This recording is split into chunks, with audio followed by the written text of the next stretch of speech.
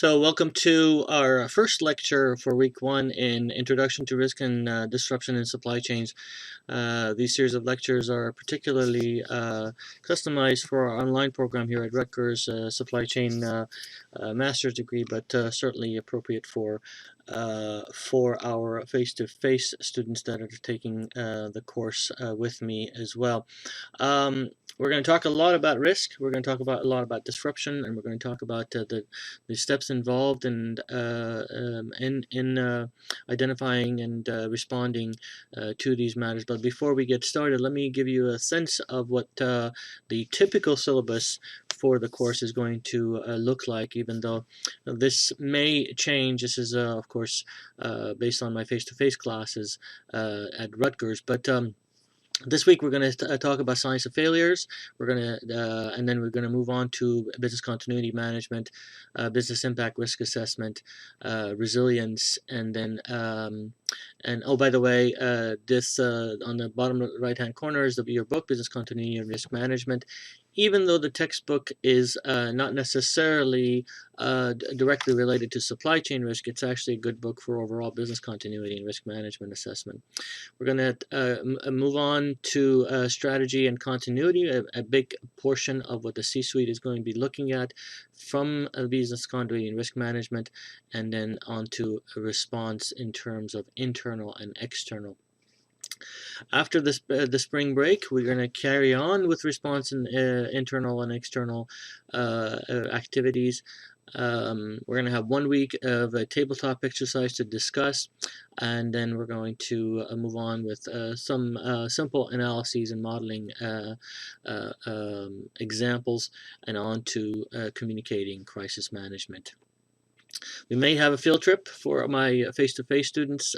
For the online, we probably have a video of some sort to be discussed and analyzed online, and then we're going to move on to some IT-related matters. You'll see some of the cases that we're going to cover in the class, but beyond that, let me move on to discuss what exactly supply chain disruptions are, and why we have seen a seeming rise in them in the past few years. So in terms of supply chain disruptions, they seem to be on the rise in the past few years. We've heard about the Mattel case and the recall of lead paint related to their toys, brakes for Toyota a few years back, and ever since we've seen switches and airbags and a whole bunch of other stuff coming through, and then the floods in Thailand as an example. So there seems to be an increase in number, and then also in terms of intensity of disruptions across the globe. And so the question is why? Well, several reasons allude to this. First of all, we have a more complicated world, as an example, that where there's been product proliferations and a growth in the network of supply chains to create them. Second, we have a more dependent world. Well, because of globalization and outsourcing, we rely on suppliers to do a lot more. And then finally, we have a more connected world where because of information technology and better logistics and transport, we're much more prone to immediate and the need for immediate response. So there are so many examples of supply chain disruptions, risks, and things that have or will go wrong. We're going to cover one about the Philips fire in more detail as part of this lecture, but there's other ones, the UPF Thomson bankruptcy, the Taiwan earthquake in 1999, 2001, there were some dialysis filter related deaths, and in 1997, the Ison fire, which Ison is actually a supplier to Toyota, and on to other many related examples. But let's take a look at another even more recent example as to how foresight and lack of visibility upstream in the supply chain has caused several manufacturers to be caught with the proverbial unpreparedness.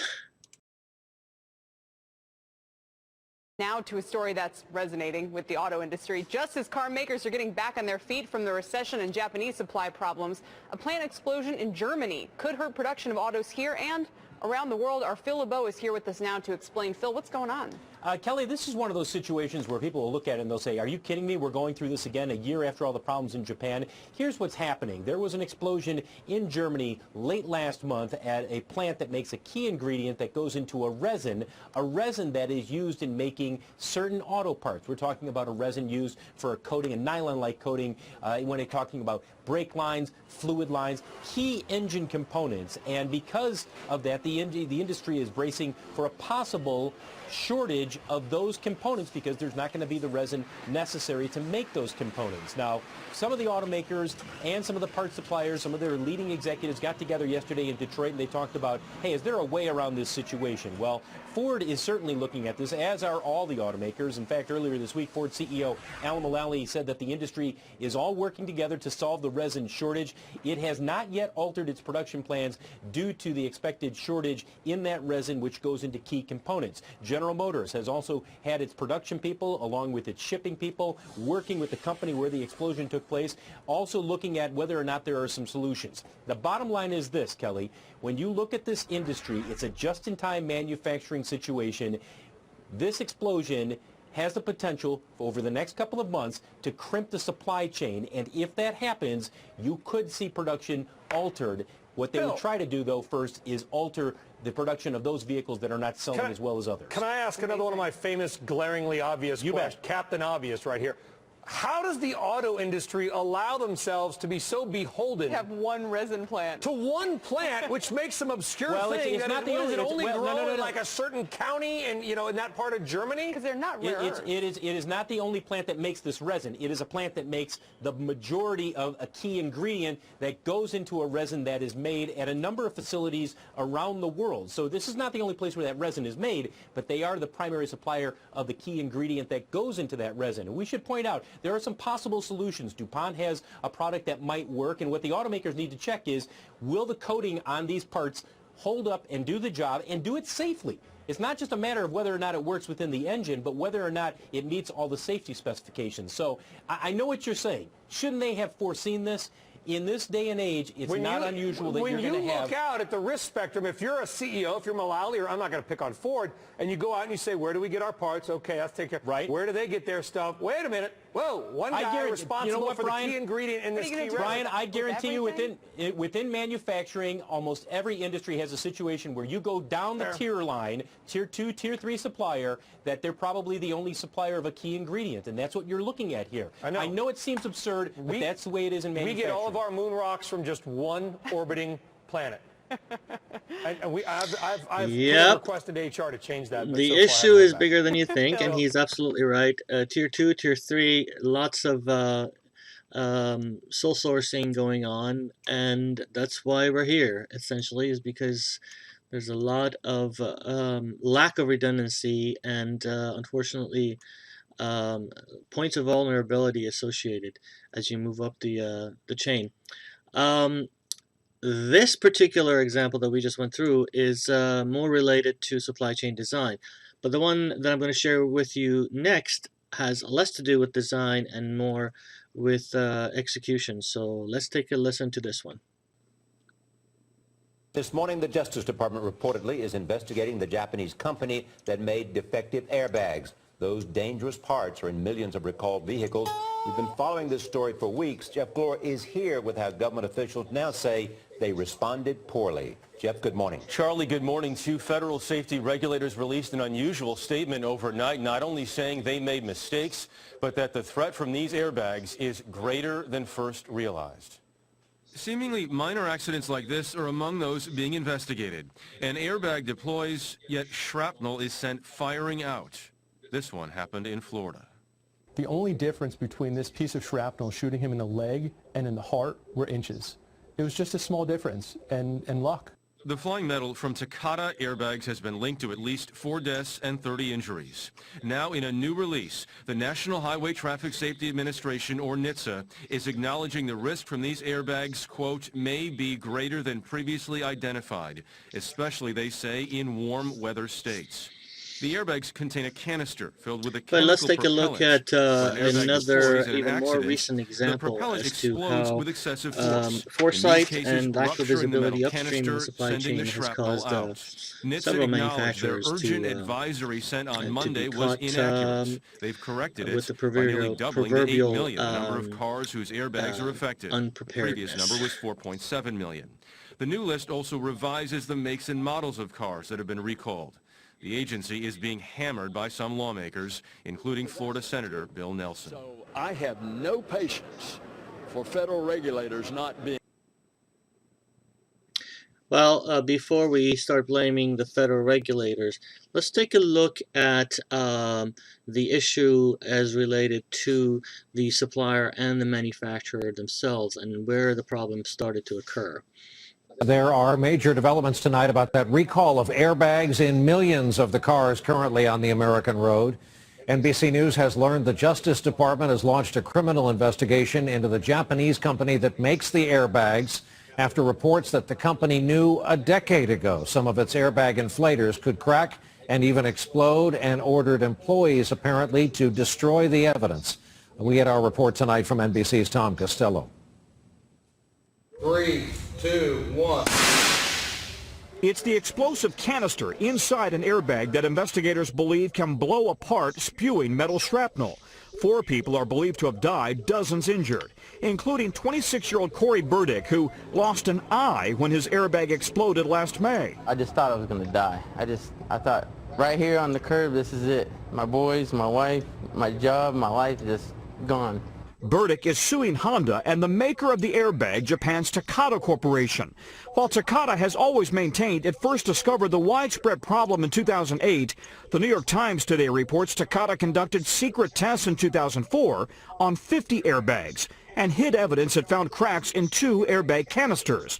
But rather than notify federal safety regulators, the Times reports the field tests were shut down after 3 months. Test members were instructed to destroy the test results. The prototypes are also thrown in the trash together with the inflators that they rounded up from the junkyards. Today, Takata called the allegations fundamentally inaccurate and said Takata takes very seriously the accusations made in this article, and we are cooperating and participating fully with the government investigation now underway. Since 2008, more than 11 million vehicles in the U.S. have been recalled. Honda has been forced to recall the most. Today, Honda told NBC News it is our intention to determine whether anyone at Honda has any evidence that these claims regarding Takata are credible. This clearly shows this company had a real quality control problem that wasn't addressed, and they were willing to sacrifice safety in order to get their product into motor vehicles.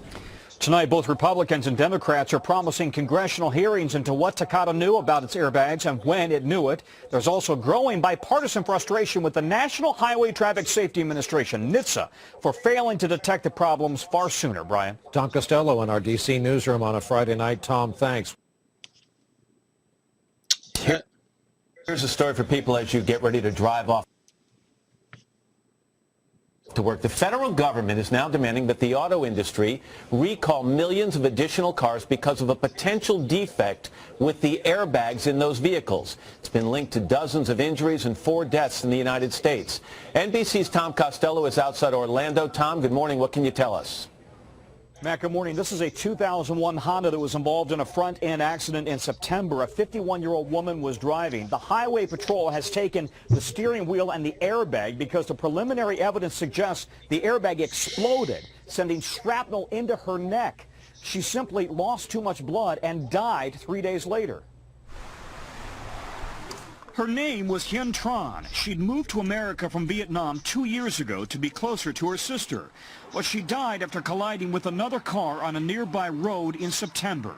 The family is now suing Honda and the airbag maker, Takata. There is no question that this woman was needlessly killed by a Takata airbag. Attorney Hank Didier says shards of flying metal came from the airbag that exploded on impact. You can see the shrapnel on the floor here. What went forward towards her are metal fragments from the inflator itself. It just came right into her face and her neck. Literally shoots through the bag into her neck. The medical examiner ruled she died as a result of penetrating injuries to the neck and blunt force trauma. The fourth death in the U.S. investigators believe is tied to the defective airbags. Days after she died, Tron's family received the urgent recall notice from Honda. Now, the government is demanding a nationwide recall, including Honda, Ford, Chrysler, Mazda, and BMW models dating from 2008 or earlier. Until now, the government was only pushing the recall in hot, humid climates, factors thought to contribute to the airbag defect. But auto safety advocates insist this broader action is long overdue. And here we are 10 years after 2004, just doing what we should have done a long time ago, which is a national-wide recall of all driver's side airbags. This morning, Takata, the airbag maker, is out with a statement. It says it is committed to addressing all safety issues promptly, but it does worry that a national recall will divert replacement airbags from where they're needed most. Takata says those are the states with high humidity and heat, and it says that could put lives. Yeah, well, taking focus away from areas that need the airbags more by not having a national recall. Interesting. One way to try and divert and minimize their costs associated. Nevertheless, such is the nature of businesses, and there are associated cost analyses that they have to do. Let's take a look at the Albuquerque accident, because I want to make sure that we also look at the positive perspective, positive aspect of what could come out of disruptions. In March of 2000, Philips Semiconductor plant in Albuquerque, which was a sole source supplier of RF chips to Nokia and Ericsson, had a lighting strike that led to a small fire in their clean rooms. Now, the sprinklers were activated, and so water poured all over the clean rooms. It took them about 3 weeks to get their production back on track. This is, again, the supplier to Nokia and Ericsson. And however, after 6 months, their production yield was no more than 50%. And this caused quite a bit of a disruption throughout the supply chain. And it took a couple of years before new tooling or equipment were up and running in the plant. Now, before the fire, 32% of Nokia's, 22% and 12% of the volume from the plant was these firms. But on July, Ericsson reported that the fire and the component short had caused a second quarter operating loss of $200 million. However, that was not the case with Nokia. In fact, Nokia's shipments grew by 10.5%, whereas Ericsson's shipments dropped by 35%. So the question is, what happened here, and what caused the difference in Ericsson and Nokia's? There's been lots of different cases written about this, and one of the aspect is that as the event occurred, and even prior to the event, Nokia had prepared and thought through the possibilities of this happening, and they were able to implement recovery through other Philips plants and other contractors. On the other hand, Ericsson tended to be much more optimistic about it and had wishful thinking, and they relied on earlier reports suggesting that there was little damage and minimal interruption to the supply, and that they thought that the smart people at Philips will find a solution to the issue. And so that essentially is the difference between the two. So in essence, the preparedness and on-the-spot thinking that Nokia brought to the table really put them ahead of Ericsson, and ultimately led them to gain quite a bit of market share in that arena. Now, granted, Ericsson probably had other issues going on that led to their demise and eventually being purchased by Sony. But nevertheless, this kind of gives you a sense of how supply chain disruptions can be a determinant of firm success.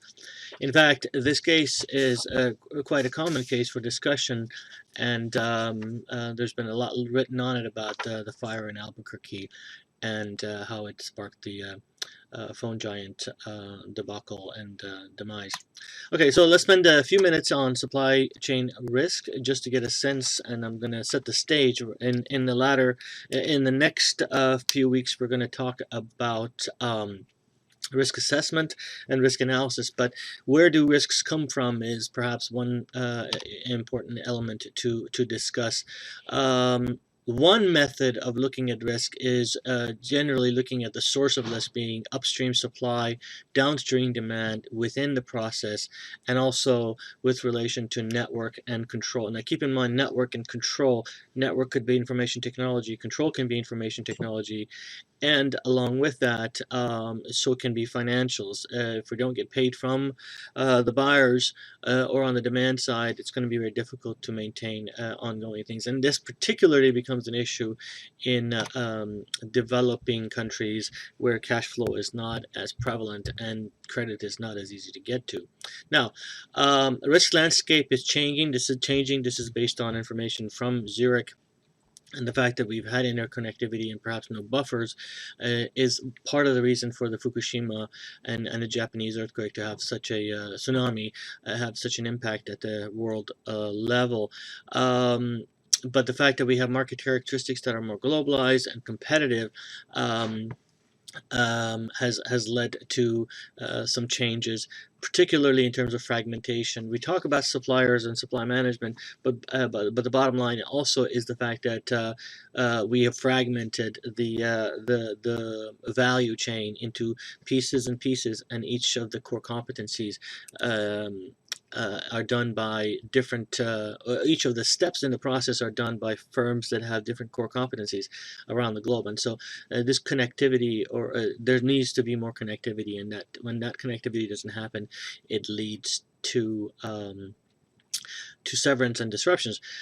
Lean supply chains, we've talked about that, and a lack of just-in-time essentially implies less amount of buffers. And innovation within supply chains has two impacts. Number one is that it changes the supply chain, so we don't necessarily, we're not necessarily able to go through the process of getting the kinks out of the system, so to speak. And number two is that it provides firms in clusters. We have Sock City in China, just like we have Motor City here in the United States. And so these industry parks and clusters become more prone, right? If thank goodness for Detroit not being in a earthquake zone, right? Or else the auto industry would shut down every time there's a ripple on the ground. But think of Silicon Valley and the issues related to that, if because of the concentration of IT in that area. Same thing with industry parks. Not only the clusters an issue, but the fact that industry parks are combined together and leased and exchanged between hands means that nobody really knows who's responsible for the property as well. That adds to the risk assessment, to the risk possibilities. Now, in terms of market characteristics, we have trendier products that with short sales opportunities and changes, and the volatility of the markets is quite high. So all of that means, again, that the kinks in the supply chain don't come out. The customization and the fast product life cycles essentially means that we are less prepared for things that we haven't seen before. So in terms of sources of supply, the figure a few slides back talked about supply risk, demand risk, process risk, and etc.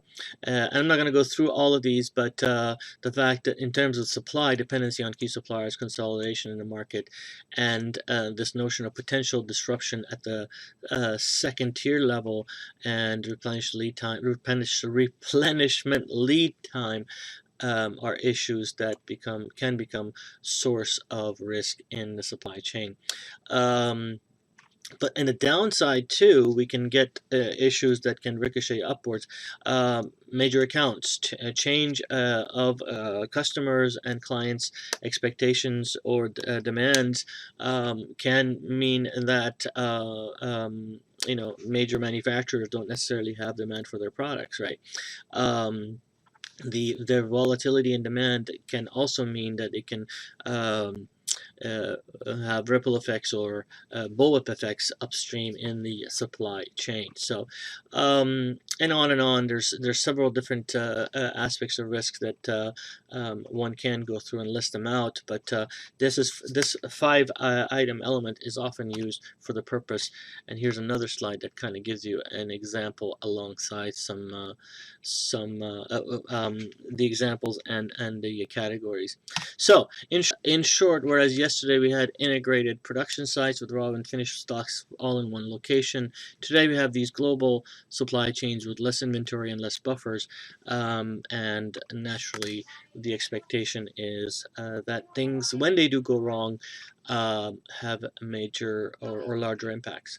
So this essentially is the end of week 1 introduction to risk and supply chain part 1. In the second part, talk a little bit more about disruptions and set the stage.